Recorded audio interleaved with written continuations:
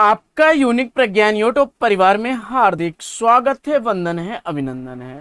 प्यारे साथियों, अगर आप टीएसटी पीएचडी जैसी प्रोक्ता एलटी ग्रेड के अलावा सामान्य हिंदी से पूछी जाने वाली किसी भी परीक्षा की तैयारी कर रहे हैं, चाहे वह यूपी ट्रिपल एससी से वीडियो लेखपाल की वैकेंसी हो, अथवा यूपी पीएससी से हो, अथवा कोई भी वनडे एग्जाम जिसमें सामान्य हिंदी पूछी जाती है, सबके लिए प्रैक्टिस सेट होने वाला है, काफी लाभकारी। तो इस प्रैक्टिस सेट कॉल करना प्रारंभ करें उससे पूर्व वीडियो को पहली बार देख रहे हैं तो चैनल पर नए हैं तो कृपया चैनल को सब्सक्राइब, वीडियो को लाइक और शेयर करना बिल्कुल ना भूलें।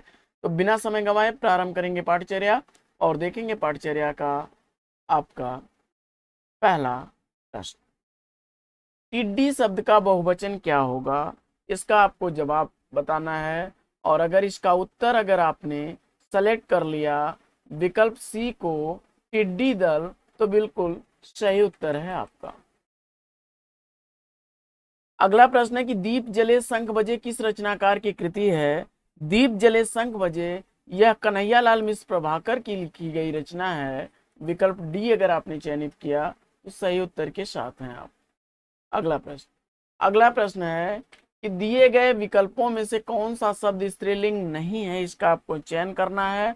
और इसका उत्तर अगर आपने चयनित किया विकल्प डी, सी और बी को छोड़ करके विकल्प ए अनन्नास, तो राइट आंसर के साथ हैं आप।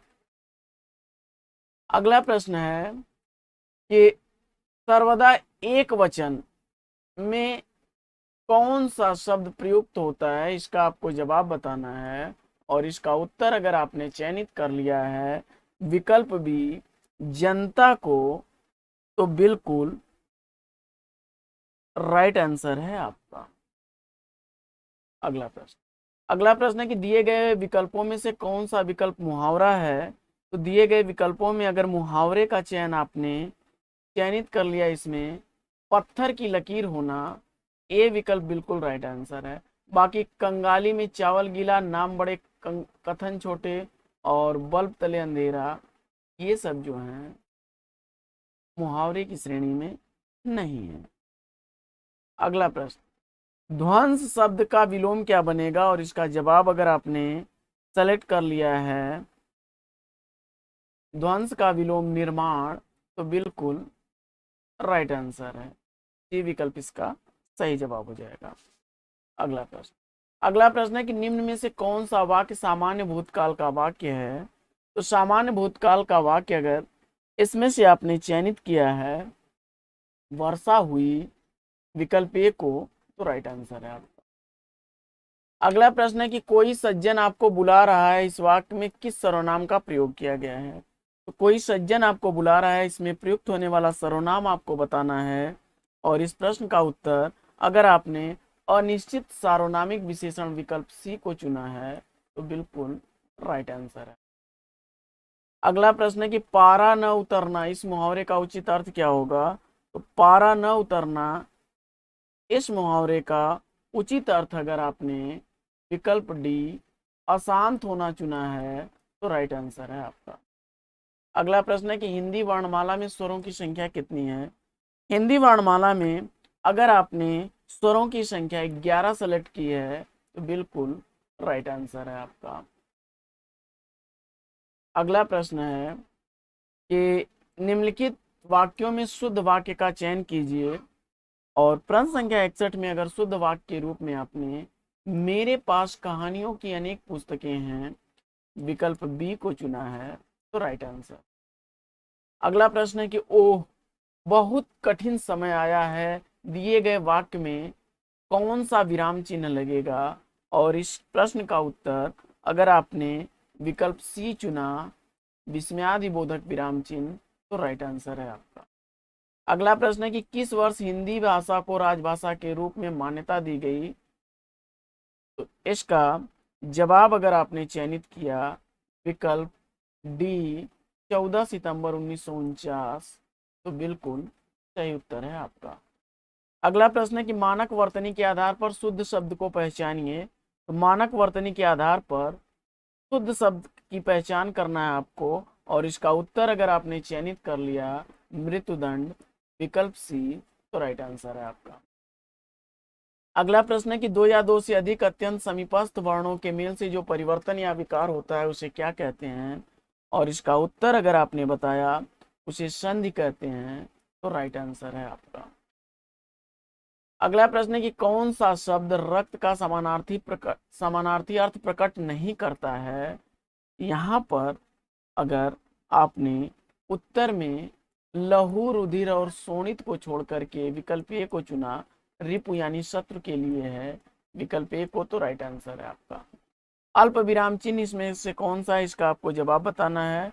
और इस प्रश्न का उत्तर अगर अल्प विराम के रूप में आपने विकल्प बी को चयनित किया तो राइट आंसर है आपका। अगला प्रश्न है कि निम्न में अघोष वर्ण कौन सा है? अघोष वर्ण के रूप में अगर विकल्प ए आपने चयनित किया तो राइट आंसर है आपका। अगला प्रश्न है कि निम्न में महाप्राण व्यंजन कौन सा है? तो महाप्राण व्यंजन के रूप में अगर आपने विकल्प सी को चुना है तो राइट आंसर है आपका। अगला प्रश्न है कि भलाई में कौन सा प्रत्यय है? तो भलाई में अगर आपने प्रत्यय के रूप में चयनित किया है आई विकल्प बी को, तो राइट आंसर है आपका। अगला प्रश्न है कि निम्न में से कौन सी बोली उत्तर प्रदेश की नहीं है? इसका आपको जवाब बताना है। और उत्तर प्रदेश में न बोली जाने वाली बोली इसमें से कौन सी है? तो इसमें अगर विकल्प ए आपने चयन किया मेवाती, तो बिल्कुल राइट आंसर है आपका। अगला प्रश्न है कि सुवर्ण को खोजत फिरे कवि व्यभिचारी चोर, इसमें अलंकार कौन सा है? तो सुवर्ण यानी सुंदर वर्ण, सुंदर स्त्री और स्वर्ण के रूप में एक शब्द से अलग एक अर्थ निकल रहे हैं। इस हिसाब से विकल्प ए अगर आपने चयनित किया तो राइट आंसर है श्लेष अलंकार। अगला प्रश्न है कि कौन सा अयादि संधि का इसमें उदाहरण है? और अयादि संधि का उदाहरण अगर आपने इसमें चयनित किया पौधन का पाव का विकल्प ए को, तो राइट आंसर है आपका। अगला प्रश्न है कौन सा अस्थाई भाव नहीं है? तो इसमें अस्थाई भाव के रूप में कौन सा नहीं है? और विकल्प में अगर आपने करुण विकल्प डी को चुना तो राइट आंसर है आपका। अगला प्रश्न है कि अपने को संकट में डालना के लिए सही अर्थ क्या होगा? तो इस प्रश्न का जवाब अगर आपने चयनित कर लिया है बिल्ली के गले में घंटी बांधना, तो राइट आंसर है आपका। अगला प्रश्न है कि रात भर जागना स्वास्थ्य के लिए अच्छा नहीं है, रेखांकित शब्द को पहचानिए। तो रात भर जागना स्वास्थ्य के लिए अच्छा नहीं है, इसमें भर जो है यह कैंसा शब्द है, इसका आपको जवाब बताना है। और अगर आपने कालवाचक क्रिया विशेषण विकल्प ए को चुना तो राइट आंसर है आपका। अगला प्रश्न है कि उत से निर्मित शब्द कौन सा है? तो उत से निर्मित शब्द अगर इसमें आपने चयनित कर लिया है उच्चारण, तो बिल्कुल राइट आंसर है आपका। अगला प्रश्न है कि स्वर्ग का संधि विच्छेद क्या होगा? स्वर्ग शब्द का संधि विच्छेद अगर आपने चयनित किया है स्वर्ग में स्वधन ग, तो बिल्कुल राइट आंसर है विकल्प ए, इसका आपका राइट आंसर। अगला प्रश्न है निम्नलिखित में स्थूल शब्द का विलोम आपको बताना है। और स्थूल का अगर विलोम आपने चुना है सूक्ष्म, तो सही उत्तर के साथ हैं आप। अगला प्रश्न है कि चौपाई छंद के प्रत्येक चरण में कितनी मात्राएं होती हैं? चौपाई छंद के प्रत्येक चरण में मात्राओं की संख्या अगर आपने 16 सेलेक्ट किया विकल्प सी, तो राइट आंसर है आपका। अगला प्रश्न है कि हमें यथाशक्ति दान देना चाहिए, इसमें यथाशक्ति जो है इसमें कौन सा समास है? और अगर आपने इसका उत्तर अव्ययी भाव समास चुना है तो राइट आंसर के साथ हैं आप। अगला प्रश्न है कि विशिख किस शब्द का पर्यायवाची है? तो विशिख शब्द अगर आपने पर्यायवाची के रूप में बाण का चुना है विकल्प बी को, तो राइट आंसर है आपका।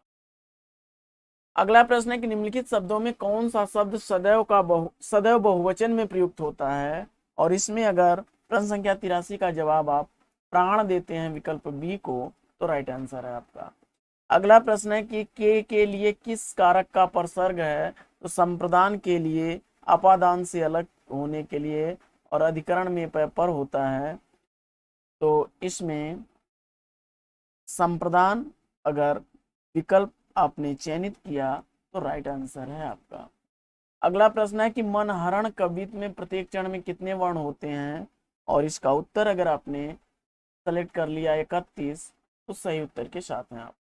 अगला प्रश्न है कि रीतिवाचक क्रिया विशेषण आपको छांटना है, और रीतिवाचक क्रिया विशेषण के रूप में अगर आपने चयनित किया विकल्प डी जैसे तैसे, सही उत्तर है आपका।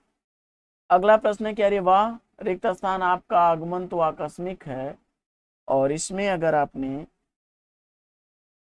रिक्त स्थान में विराम चिन्ह आपको सेलेक्ट करना है, और विराम चिन्ह के रूप में विस्मयादिबोधक विराम चिन्ह आपने सेलेक्ट किया अरे वाह के बाद, तो राइट आंसर हो जाएगा विकल्प ए। अगला प्रश्न है कि अपने सहारे पर रहने वाले के लिए एक शब्द क्या बनेगा, और इसका उत्तर अगर आपने स्वावलंबी चुना है तो बिल्कुल राइट आंसर के साथ है। अगला प्रश्न है कि बारात का तत्सम रूप क्या बनेगा, और बारात का तत्सम रूप अगर आपने चयनित कर लिया है विकल्प डी वर यात्रा, तो बिल्कुल राइट आंसर है आपका। अगला प्रश्न है कि पैसे से मनुष्य के जीवन जीने की इच्छा बलवती होती है, रेखांकित वाक्यांश के लिए एक शब्द क्या होगा, तो जीवन जीने की इच्छा के लिए एक एक शब्द आपको बताना है, और इस प्रश्न का उत्तर अगर आपने जिजीविका सेलेक्ट किया तो राइट आंसर है आपका। अगला प्रश्न है कि निम्न में से कौन सा शब्द तद्भव है, और तद्भव शब्द के रूप में अगर आपने चयनित कर लिया है घर को, तो राइट आंसर है आपका। दूध का धुला होना मुहावरे का अर्थ क्या होगा, तो दूध का धुला होना मुहावरे का अर्थ होना कि निर्दोष होना।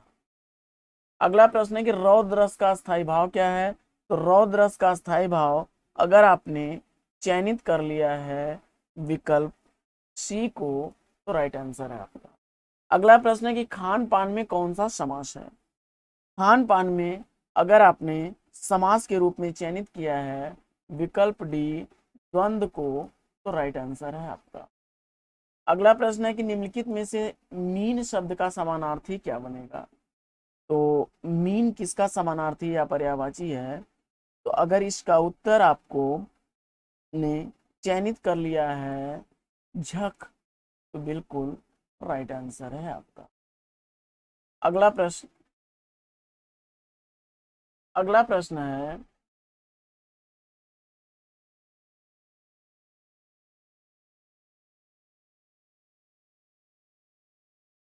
निम्न में से मिश्र वाक्य कौन सा है, इसका आपको जवाब बताना है, और इसका उत्तर अगर आपने यह सेलेक्ट किया कि मेरा विचार है कि हिंदी का एक साप्ताहिक पत्र निकालो, इसमें मेरा विचार है और हिंदी का एक साप्ताहिक पत्र निकालो, दोनों को मिलाया गया है तो मिश्र वाक्य बना है। कंजक्शन आपका ही जुड़ा हुआ है। आगे बढ़ते हैं और अगला प्रश्न देखते हैं कि निम्न में वर्तनी की दृष्टि से शुद्ध शब्द कौन सा है, और इसका उत्तर अगर आपने चयनित कर लिया विकल्प सी अध्ययन, तो राइट आंसर। अगला प्रश्न है कि देव प्रसन्न होकर मनुष्यों को वर देते हैं, वाक्य में प्रयुक्त देव शब्द का वह वचन बताइए, और इसका उत्तर अगर आपने सेलेक्ट कर लिया है देवगण विकल्प ए, तो राइट आंसर है आपका। अगला प्रश्न है कि निम्न में अशुद्ध वाक्य कौन सा है, तो इसमें अशुद्ध वाक्य के रूप में अगर आपने चयनित किया है तुम्हारे से कोई काम नहीं हो सकता, तो बिल्कुल सही जवाब है डी विकल्प। अगला प्रश्न है कि कृत्रिम निम्न में से किसका विलोम है, तो कृत्रिम का विलोम बनेगा प्राकृतिक नेचुरल, विकल्प डी राइट आंसर हो जाएगा। तो साथियों पाठचर्या कैसी लगी कमेंट्स करके जरूर बताइएगा, और 150 प्रश्नों में आपने कितने सही किए इसको भी कमेंट्स करिएगा ईमानदारी के साथ। तो आज की पाठचर्या में लेते हैं यहीं पर विराम, लेकिन आप चले हम विदा उससे पूर्व वीडियो को लाइक और शेयर कर दीजिएगा। चैनल पर पहली बार होंगे तो चैनल को सब्सक्राइब और बगल में बने हुए बेल आइकन से ऑल बटन को प्रेस करना बिल्कुल ना भूलें। तो बिना समय गंवाए आपसे लेते हैं अब विदा, फिर मिलेंगे अगले वीडियो में एक नए प्रकरण, एक नए टॉपिक, एक नए अंदाज में। तब तक के लिए बेस्ट विशेष बेस्ट ऑफ लक। जय हिंद साथियों।